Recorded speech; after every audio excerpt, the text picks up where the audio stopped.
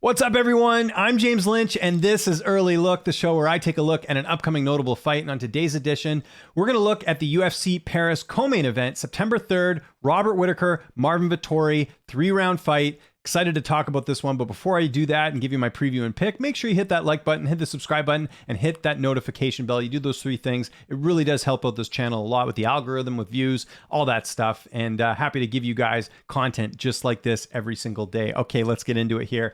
Robert Whittaker, Marvin Vettori, like I mentioned it there. Whittaker, the former middleweight champion. 3-round fight. That's kind of the only bummer here. This really deserves the 5-round treatment. I don't know why sometimes they don't just make these fights 5 rounds if they can. It's a fight night card, you know. I know there's TV stuff that they got to figure out, but this really should be 5 rounds. Just saying. Okay, so I mentioned it there. Going to be a bigger cage, obviously, because they're going to be completing in Paris. First trip to the UFC in France, in Paris, I should say. So really looking forward to that. And let's start first with the Reaper, Robert Whittaker. Excited to talk about the former middleweight champion here. As you can see there, 23-6 record. He's got 9 knockouts, 5 submissions, and 9 decisions. He's the #1 ranked middleweight right now. He also won the Tough Smashes season as a welterweight, so that's pretty interesting there. He's a BJJ black belt, and he's also a Go-Ru Karate BJJ black belt as well. Don't know exactly what that is, but it's a black belt. It's very important. He's also the former middleweight champion one time. He's the former UFC interim middleweight champion as well. He's the first Australian UFC champion. He's got fight of the night 5 times against Clint Hester, Derek Brunson, Yoel Romero twice, and Calvin Gastelum. He's got performance of the night 3 times against Brad Tavares, Derek Brunson, and Ronaldo Jacare Souza. If you look here, Robert Whittaker never had any amateur fights. He went straight into the pros back in March of 2009. Made his UFC debut in December 2012. Whittaker is currently 14-4 in the UFC with 5 finishes. Some notable wins that he had: Uriah Hall, who's 12-5 at the time, tough runner-up. Derek Brunson, who's still sticking around here at the time of recording this. Jacare Souza actually finished him in that fight. That was very impressive there. Defeated Yoel Romero twice. I don't think Whittaker gets enough credit for both of those wins. Romero, very dangerous. He was knocking everyone out. Couldn't knock out Robert Whittaker, so Whittaker won both those fights. I know the second fight was very close, but still, very good win there. 2 wins there for Robert Whittaker. Darren Till, good win there too. I know some people aren't as high on Till anymore, but still, Till fought for a title. That's got to count for something. Jared Cannonier, and then Calvin Gastelum, his last win, which was a very impressive victory back in April of last year. He's got a couple losses. Some of them, you know, we can't put too much stock into because, again, these were at welterweight. Court McGee lost a split decision to him.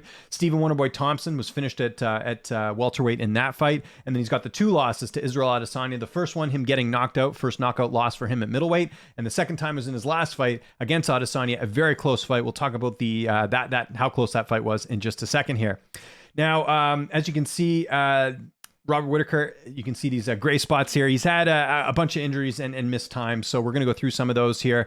Back at UFC 221, if you look at it here, he was supposed to fight Luke Rockhold. He had an injury in that fight. Then he was supposed to fight Calvin Gastelum back in February of 2019. Of course, he had that hernia injury. That was a title fight there. Also, Jared Cannonier was supposed to fight him in March of 2020. That does not happen. Personal reasons, no injuries, but kind of, I think it was just kind of felt like he was burnt out. And then he was actually supposed to fight Vettori earlier this year, back in June. That did not happen. He had an undisclosed injury in that one as well. So you see there, few injuries, few missed time as well. And the other thing with Whittaker that we got to talk about here as well, because we go through all the stats here, all the intangibles, and take it or leave it. I'm not saying it's going to be a big impact on the fight or not, but we just like to go through these things here at Early Look. As the layoffs. He's had a lot of layoffs in his career. So going from the first Romero fight to the second Romero fight, there was a 336-day layoff. Going from the second Romero fight to Adesanya, there was a 483-day layoff there. Going from Adesanya to Darren Till, there was a 294-day layoff. And then going from Calvin Gastelum to Adesanya in his last fight, there was a 301-day layoff. So a lot of layoffs here for Whittaker. But again, he's getting more wins than losses, so it doesn't seem to be impacting him too much. Okay, I mentioned some close fights with Whittaker. We're going to go through those right now here. You see split decision loss to Court McGee. That was that was in welterweight. UFC Fight Night 27 back in August of 2013. 8 media members scored the fight for Whittaker. 1 did a draw, and then 4 scored it for Court McGee. Actually, let me double check that. I think I got my numbers wrong here. We're going to do this on the fly here. Of course, this is how I find out how the media scored certain fights, as we go to MMA decisions. Sometimes I write stuff down wrong. It happens, guys. So here we go. McGee defeats Whittaker. So let's see if I was right there. Actually, I had it the other way around. My bad. So it should be 8 media members scoring it for Court McGee, 1 scoring it a draw, as you can see there, and then 4 scoring it for Whittaker. So I had that backwards. Good thing I double checked on that one. So yes, Court McGee decisively beat Robert Whittaker according to how the media scored it. Again, we just look at that. I'm not saying it's right or wrong. I'm just saying, we look at these things, right? Whittaker defeating Romero, and I believe this was the second fight. Yeah, it was the second fight, which is a split decision. That was back in July of 2018. 4 media members scoring the fight for Whittaker, 8 scoring in a draw, and 15 scoring it for Romero. So there you go. Most people feeling like Romero should have got the nod in that fight. So again, take it or leave it, but just something we're pointing out here. The Darren Till fight, surprisingly, some people felt like that was close. UFC on ESPN 14. That was back in July of 2020. 10 media members scoring the fight for Whittaker, 10 media members scoring the fight for Till. So that's interesting, right? Kind of looking back, that could have gone either way in that one. And then the last fight against Adesanya. I got to tell you, when I did a reaction video to this video on the post-fight show, I got a lot of hate because I thought Adesanya won the fight. A lot of passionate Whittaker fans who felt like he won. And I went back and looked at the media scorecards here. Looks like they're on my side here. That was back at UFC 271 earlier this year in February. 20 media members scoring the fight for Adesanya, just 5 for Whittaker. So again, I think most people felt like Adesanya did deserve to get the nod there, but something worth mentioning when we're talking about Robert Whittaker. Anyways, okay. That's Robert Whittaker in a nutshell. Let's get to Marvin Vettori. The Italian Dream, 18-4-1 record. He's got 2 knockouts, 8 submissions, 7 decisions. He's 28 years old. Turns 20. Actually, I think I forgot to mention that about Whittaker. You know what? Let me just jump back to Whittaker for a second here. I forgot to mention that Whittaker is 31 years old. He's actually going to be turning 32 on December 20th. He's 6 feet tall with a 73.5 inch reach. Comparing that to Marvin Vettori, who is 28 years old. He's going to be turning 29 on September 20th. He's 6 feet tall and has a 74 inch reach. So he's only got a 0.5 reach advantage in this fight. Not a big deal, but he is 3 years younger than Whittaker. So that's one thing to keep in mind when looking at Marvin Vettori. Vettori is currently the number 3 ranked middleweight. He's a BJJ brown belt. I can't say anything. Guys, it's the end of the day here. I'm struggling a bit, but I'm doing the best I can. I'm getting this done before I'm leaving on a vacation, just FYI for you guys out there. He's a BJJ brown belt. He's got performance of the night 2 times against Carl Roberson and Paulo Costa. He's got fight of the night 1 time against Jack Hermanson. If you look at it here, Marvin Vettori made his amateur debut back in February of 2011. Didn't make his MMA debut until a couple of years later in August of 2013. And just to give you guys some context, I love pointing out these types of stats. Whittaker made his UFC debut 8 months earlier than Marvin Vettori made his pro debut. Just something to think about. Again, not going to say it's going to impact this fight at all, but just something kind of cool to mention there. Whittaker at that point, by the time Vettori had made his MMA debut, his pro debut, Whittaker had already had 12 fights. So again, you see the experience, and Whittaker a bit older. That would probably make sense there. Marvin Vettori is 8-3 with 1 draw in the UFC. Hasn't fought that much. He's hasn't had a ton of layoffs, but just something, sort of mentioning there anyways. You look at it there. Marvin Vettori has been pretty active throughout his career here. In fact, this is one of the longer layoffs, going from October to obviously September, almost a year off for him there. So that's a bit of a layoff there. I mentioned that there he's 8-3 with 1 draw. He's got 1 stoppage victory. Some notable wins for Vettori, not a ton, but Jack Hermanson.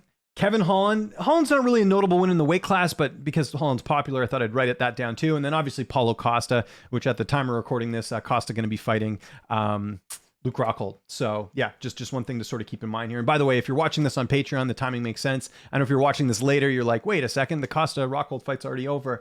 I do record this early for the Patreon subscribers. So that's why if you're on Patreon, you're watching this before UFC 278.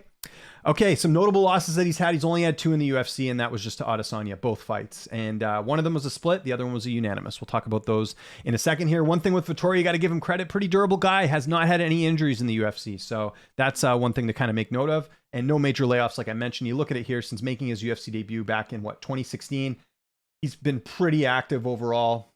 Yeah, you look at it there, 2016, 2017 twice, 2018, 2019, 2020. There was a bit of a layoff here. He did have an issue with USADA, just for something that I think it was just something he was taking.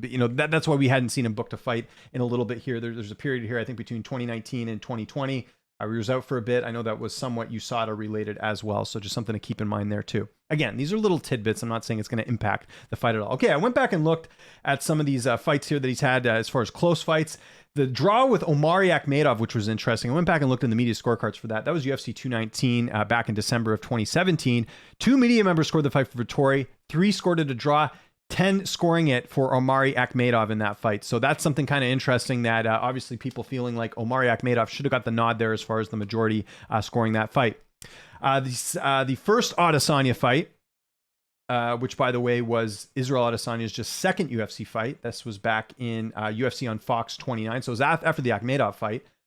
A lot of people talk about how, I thought Marvin won the first fight. Well, I went back and looked at the media scorecards for that. That was again in April of 2018. 15 media members scored the fight for Adesanya, just 2 for Vettori. So again, landslide as far as people thinking Izzy won that fight as opposed to Vettori. But again, you can go back and watch for yourself and determine who you think won that fight. But I think most people would agree that Adesanya did win that first fight. The second fight wasn't close. Adesanya clearly won.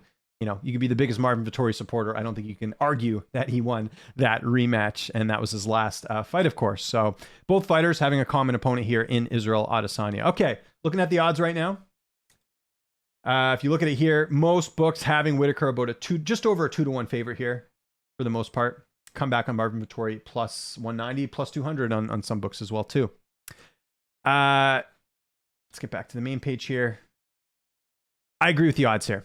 I think Robert Whittaker is better than Marvin Vettori. I think Robert Whittaker, you know, in a fight like this where Vettori doesn't have a ton of UFC fights, Whittaker has a lot more. There's a lot more to work with. There's a couple different ways you can go with that. But I think from my perspective, when it comes to Vettori, is like, it's kind of tough to gauge how good he really is because of the fact that Costa was a good win, but there were some weird circumstances in that fight, right? Costa demanding to fight at 205 in that fight. And, you know, that was just a weird fight. Like, again, good win. I talked about it being a notable win. I'm just saying weird circumstances. The Adesanya fight, and by the way, obviously he fought Costa last, not Adesanya. Made a mistake there. Again, end of the day here, people just trying to get this done.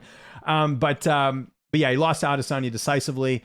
He beat Holland, but Holland's not in the weight class anymore. Beat Hermansson, great win there. However, short notice fight for Hermansson and for him, I guess. But again, weird circumstances there. Carl Roberson barely holding on to his UFC job. I don't even know if he's still in the UFC. Andrew Sanchez not in the UFC. Cesar Ferreira not in the UFC. Akhmedov not in the UFC. Miranda not in the UFC. Antonio Carlos Jr. not in the UFC.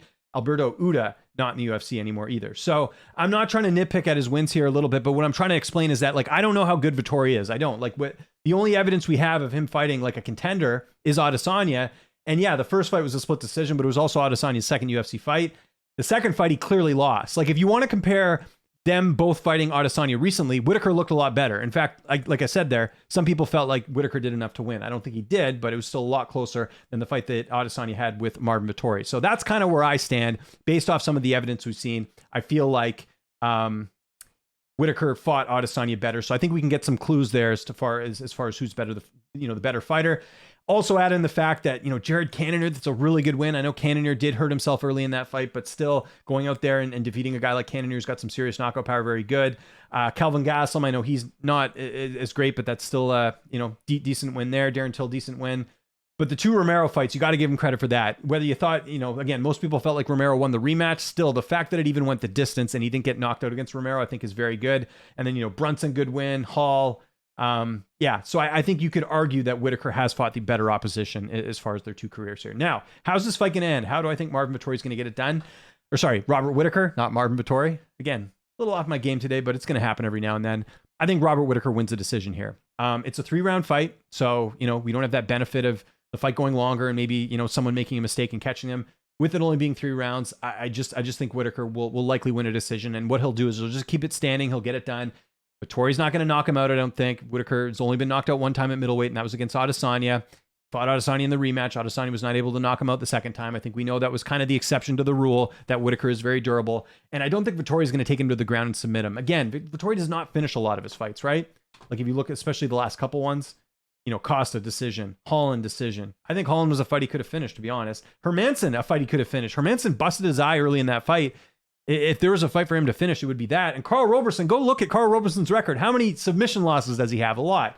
Again, I don't mean to nitpick here, but I think you can kind of, see that it seems like when he gets that step up, he doesn't tend to finish, and he's fighting a guy who's extremely durable in Whittaker. So I just don't think we'll see a finish here from Vettori, and maybe not a finish here from Whittaker either. Although maybe this is the fight where Vettori finally gets finished in the octagon. We have yet to see it. I think if Adesanya couldn't finish Vettori, I don't think Whittaker will either. So I think Whittaker's the play here. And I think you take him by decision. So that's going to be my pick, Robert Whittaker by decision. I don't think it's a shocker here. For most people I've spoken to, the pros picks I've been doing so far, most people are picking Whittaker in this fight. But to me, the only way Vettori wins is if he shows us something we haven't seen yet, because I think Whittaker's seen everything. He's seen a Vettori before, you know what I mean, as far as that type of opponent. So I don't know what you guys think in the comment section below. Who are you picking in this fight? How do you think they get it done? Do you agree with me on the Whittaker pick? And if so, do you agree with me that he'll win by decision? Love to hear your feedback. Follow me on Twitter and on Instagram at Lynch on Sports. Make sure you subscribe to this channel. Hit the like button, hit the subscribe button. You do those 3 things. That really does help out the channel a lot. Also, let me know if there's any other fights you guys want me to take a look at. I know this fight's coming up, I think next week at the time or week after at the time you're watching this for everyone else, for the Patreons. We're still a week or 2 away, but I'm more than happy to preview any fight that's booked right now. Not any rumors, but fights that are confirmed. And I've already had a lot of people ask me about UFC 280. I'm going to do a ton of fights on that card, so don't you worry. Definitely going to grab those title fights and some of the notable fights on UFC 280 as well. All right, everyone. Thanks so much for watching. I'm James Lynch. Apologies again for not being on my A game. I give it about a B+ effort here today, but happy that I was able to do this before I go. Hope you guys have a great rest of your day. I'll talk to you guys soon, and thanks again for watching.